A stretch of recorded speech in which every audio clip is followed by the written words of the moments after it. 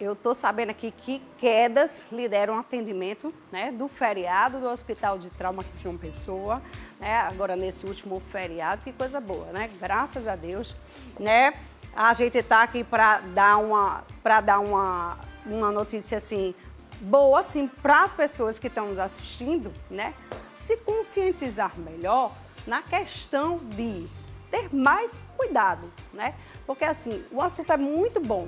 Para que você que está aí dirigindo tenha mais cuidado, para que você que está em casa tenha cuidado. Às vezes acontece até acidente, de repente aqui você leva um choque, então tem que ter mais cuidado. Então é um assunto muito bom para que você se conscientize aí, né, de ter cuidado na hora de estar dirigindo, ter cuidado com você, ter cuidado com o próximo, porque não é só você, é a vida de todos que estão em jogo. Aí para falar sobre esse assunto, né, eu recebo hoje aqui o diretor, né, Dr. Laércio Bragante. Ele vai tirar um pouquinho das nossas dúvidas aqui, né? E é um assunto que a gente está trazendo pela primeira vez aqui no nosso Manhã da Gente, para a gente saber um pouquinho como é que está sendo, né? Porque o Hospital de Trauma, eu acho que é o hospital que mais recebe pessoas, né, com acidentes o tempo inteiro. Eu acho que queda de moto, acidente de moto, eu acho que é eu acho que é o que chega mais no Hospital de Trauma. Mas ele está aqui para tirar nossas dúvidas e a gente vai saber a partir de agora, né? Doutor Laércio, tudo bem? Como tudo vai? Bem, Marília. Bom Seja dia, bom dia a bem-vindo. todos. Me Obrigado, fala uma Marília, coisa. pela oportunidade. Explica pra gente, né? Qual que é o tipo de acidente que mais chega no Hospital de Trauma? É de moto? Porque eu acho que às vezes é mais de moto, né, doutor? Ou não? O acidente envolvendo motociclista realmente é um número elevado, sim. Mas ainda as quedas, especialmente de idosos no domicílio, ainda está acima dos números. Para termos exemplo, nesse final de semana, das meia-noite da sexta-feira até meia-noite da terça-feira, foi um feriadão, Feriado. Né, nós tivemos 149 casos de queda de pessoas no domicílio, especialmente idosos, que trazem N consequências, como fratura de fêmur, que é a principal, mas também trauma craniano, limitação do idoso a uma cama, imposição a cirurgias, muitas vezes cirurgias complexas, de forma que põe em risco a vida do idoso. E veio, em segundo lugar, os acidentes envolvendo motociclista, que foram 109 casos. Meu Deus. Então, foi a das quedas em casa, de pessoas idosas, que tiveram um número bem mais alto do que até motociclistas. Exatamente. Minha gente, olha só, tá vendo aí? A gente tem que ter muito cuidado. Eu ia caindo da escada, homem. Esse feriado, eu ia caindo de uma escada, né? Você pisa em falso, qualquer coisa que em casa, você pode estar no banheiro, você pode escorregar dentro de casa, né, com água, com sabão, né, doutor? Você pode escorregar em qualquer lugar. Gente, eu ia escorregando na escada, só que eu me segurei. Ia chegar no trauma também, viu? Mais uma. Mas aí, doutora, a faixa etária é mais a partir de quantos anos, mais ou menos? A faixa etária que envolve a queda do idoso, que consideramos a partir de 60 anos. 60 Quedas anos. envolvem todas as idades, mas a que causa maiores problemas é justamente a do idoso, que além dessa questão das fraturas, o idoso tem limitações naturais da progressão da idade, com o envelhecimento. Ele tem redução da capacidade visual, tem redução da força muscular, redução da capacidade de equilíbrio e por tudo isso soma-se ao fato da fragilidade óssea. Então o idoso precisa que tenha o seu ambiente natural, o seu lar esteja protegido, evitar tapetes escorregadios, evitar degraus do seu trajeto, apoio no local, no banheiro e também aquele idoso que tem mais limitação, que tem o apoio de uma outra pessoa para conduzi-lo dentro de casa para os lugares que ele deseja ir. E não limitar o idoso numa cama, porque aí vai torná-lo mais fragilizado ainda. Portanto, esse cuidado, eu digo, é cuidar daquelas pessoas que cuidaram da gente um dia. Com certeza, Não é verdade? né? Criando-se essa cultura, alguém vai cuidar de nós também. De forma que esse cuidado, essa dedicação em prevenir, é que é a melhor forma de conduzir essa situação. Vamos lá, em caso de queda, né? Como é que é o atendimento no caso de queda, doutor? Primeiro, o que é que nós, né, que estamos em casa, digamos, o que é que nós podemos fazer primeiramente no caso de uma queda de uma pessoa, né? O que é que a gente pode fazer para ajudar antes de chegar até o hospital e como é que é o atendimento no hospital? Na condição de queda, e vamos mais uma vez falar do idoso, em que se perceba qualquer anormalidade, que seja do nível de consciência, que seja deformidade ou limitação de movimento de um dos membros, não tenha dúvida, é chamar o SAMU e conduzir para o hospital de trauma. Então, lá damos toda a prioridade. Está sendo criado agora, isso aqui é um furo de informações, está sendo criado agora, está em fase de conclusão para inaugurarmos o Centro do Idoso. É um centro de excelência de atendimento do idoso no Hospital de Trauma. Uma unidade que começaremos com 20 leitos para atender, com 10 leitos de UTI para atender esses pacientes que sofrem trauma com fratura e que muitas vezes ficava 30, 60 dias esperando o tratamento, a correção daquela fratura no hospital, inclusive no Hospital de Trauma. Hoje, o tempo máximo permitido, que nos permitimos, é ficar com este paciente por 5 dias. Da entrada do paciente a todo o estudo de preparação para a cirurgia até a alta dele pós-cirurgia com 5 dias. Muito bem. Olha, deixa eu mostrar aqui, mostra aí a foto, né? Billy é o nosso cabeleireiro, gente. Ele está aí afastado porque ele também levou uma queda esses dias agora, na rua, andando, de repente ele tipo caiu, fraturou a mão, o dedo aí, acho que quebrou, mas como ele está com um pouco de ferimento, não chegou ainda a engessar por conta das feridas, não sei como é que é o sistema do atendimento, né? Mas olha, para vocês terem uma ideia, né? Às vezes do nada a gente cai. Eu já escorreguei com a sapatilha, minha gente. Ah, porque de salto você cai. Não, você pode cair de sapatilha, você pode cair de sandália rasteira, você pode cair até de descalço. Pode acontecer? Pode.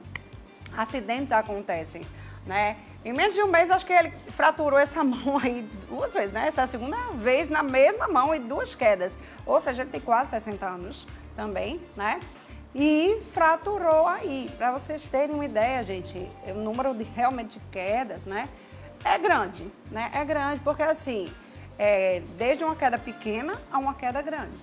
Digamos assim, exatamente, né, doutor? Exatamente. Queda é queda, é verdade? Só que uns são mais graves, outros são menos graves. Menos graves, assim, podemos falar que assim. Dá para ficar tranquilo. Quais são as causas mais graves, doutor? É quando fratura bacia, bate-cabeça? Fratura de bacia, a mais frequente é fratura do colo do fêmur, sim. Novamente falando de idosos, fratura do colo do fêmur e os traumas cranianos. E levantamos aqui um dado importante com relação ao trauma craniano. Às vezes é um paciente que escorregou levemente no banheiro e bateu a cabeça na parede. Ele não caiu, não perdeu os sentidos e voltou à sua normalidade. Porém, após 10, 15, 20 dias, esse paciente começa a se apresentar com alteração do seu comportamento normal, desorientado, agitado ou sonolento. Esse paciente pode estar desenvolvendo o chamado hematoma subdural crônico, que, como o próprio nome diz, ele se instalou lentamente e, em determinado momento, começa a apresentar os sintomas. Numa condição dessa, que muitas vezes a família não lembra que houve esse evento anterior, que bateu a cabeça, às vezes uma pancada leve, não lembra, e nesse tipo de comportamento levar para o hospital.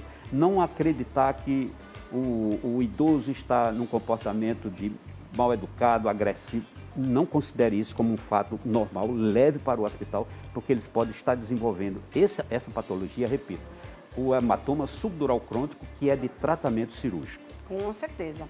Às vezes, bateu a cabeça, não, mas não foi nada não, tá tudo bem. O bom seria já levar no hospital até para fazer, gente, uma ressonância, se for o caso, ou alguma coisa. Por quê?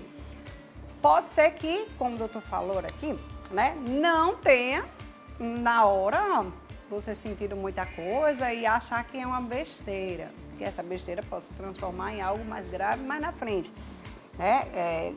Como o senhor falou, né? Com 15 dias. Então, assim... 10, 15, 20 dias. Queda é queda, né?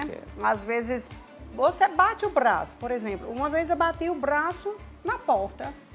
Naquela, né? Passei, bati aqui.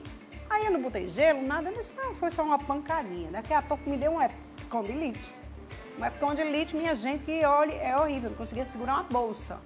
Então, assim, pancada é pancada, queda é queda. A gente tem que ficar atento, às vezes Tem criança também, que acontece muitos acidentes também com criança, né, doutor? Também, Exatamente. seja criança e idosos, né? Acontecem muitos acidentes com esse tipo de pessoas. Então, temos que ter mais cuidado. A criança, às vezes, bate a cabeça, faz um galo. Você tem que ficar atento, né? Se a criança está com sangramento, se não está, se está com... Né? Não pode dormir, tem que levar para o hospital, não é isso, doutor? Tem todos os procedimentos também que tem que ser feito, né? Exato. Marília, e com relação à criança, mais uma vez, deve-se dizer que a grande maioria dos acidentes acontece também no ambiente domiciliar.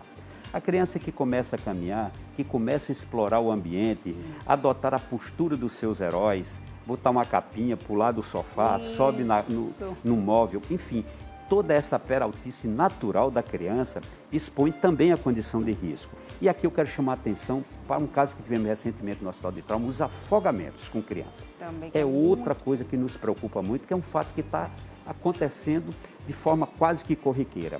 Então, além isso, podemos envolver no contexto de agressão à criança e ainda mais os atropelamentos dentro do ambiente domiciliar. Vemos aquela família em extremo sofrimento, em ter negligenciado que levou àquela situação e também ver o sofrimento da criança.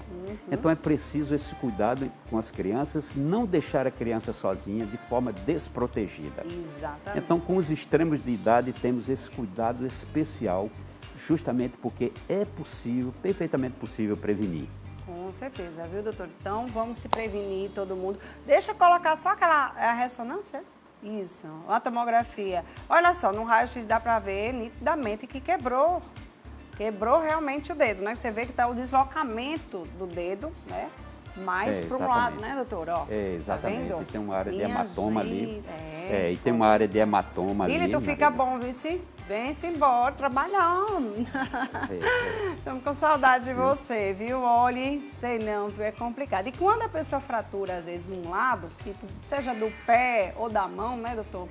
Tem a tendência, às vezes, de cair e fraturar de novo o mesmo local, né? O mesmo local. Também. Mais de 30% dos pacientes Fica que como sofreram se fosse uma fratura, né, têm o risco de sofrer novas fraturas. Pelo fato das condições permanecerem iguais ao primeiro evento, a fragilidade, as limitações pessoais iguais e também a condição do ambiente, de forma que há o risco aumentado de mais de 30% dos pacientes que sofreram o trauma, volta dias depois, meses depois, com nova fratura, se não no mesmo local, mas uma outra fratura. Muito bem, muito bom esse assunto de hoje, né? Porque a gente leva para a nossa população, né? Esclarece um pouquinho e até para que as pessoas se conscientizem e tenham um pouco mais de cuidado e cautela, né, doutor? Por mais que às vezes a gente tenha um cuidado, né, minha gente? Mas acontece, acidentes acontecem, né? Infelizmente. Tem gente que morre até com uma topada na rua, um negócio desse tamanho baixinho. Né? É porque às vezes é o momento. Eu digo sempre assim, é porque tinha que ser, é porque a hora era o momento da pessoa, né? A gente nunca sabe o que pode acontecer, mas também pode estar causando algo pior, né? Mais grave, onde você tem que ficar em cima de uma cama para o resto da vida, às vezes, né? Por conta de uma queda, né, doutor? É verdade. É complicado. Os acidentes, de modo geral, acontecem praticamente como obra do acaso, mas é possível prevenir.